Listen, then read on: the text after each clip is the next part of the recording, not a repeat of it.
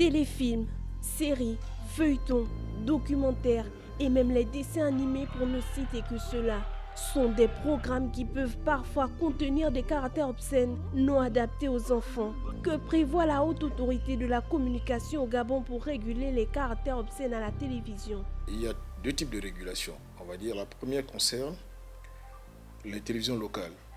Au niveau des télévisions locales, il est demandé à tous les organes de presse, tous les médias qui diffusent des programmes, à venir remettre à la HAC son programme en début d'année. Ça permet à la commission qui est chargée de la protection de l'enfance et de l'adolescence de se pencher sur ces programmes-là et d'établir, de censurer ou de recadrer un certain nombre de programmes. Dans le second temps, il y a les télévisions internationales, les télévisions câblées, qui sont les plus regardées au Gabon, on va dire. Et avec elles, on a signé des conventions. Et dans ces conventions, effectivement, il leur est fait obligation de mettre en place, si vous voulez, un système de régulation qui concerne l'enfance. C'est-à-dire que si un programme est interdit aux enfants de moins de 10 ans, évidemment, c'est inscrit, il y a une inscription que vous voyez à la télévision, que ce soit à Canal, que ce soit dans les autres télévisions câblées. Certains parents au Gabon ne tiennent pas forcément compte des prescriptions d'âge inscrites au bas de l'écran et laissent par moments leurs enfants regarder ce qu'ils veulent à la télévision. L'éducation, c'est deux pans. Il y a un pan sociétal et puis le pan parental. Or, on remarque de plus en plus que les parents suivent effectivement des films avec leurs enfants qui sont moins âgés que la prescription qui est même inscrite sur la télévision. Combien sont ces parents qui laisseraient leurs enfants regarder n'importe quel programme? Je trouve que ce n'est pas approprié par rapport à l'âge des enfants. Et puis je crois qu'il y a des programmes qu'il faudrait mettre à une certaine heure pour les enfants.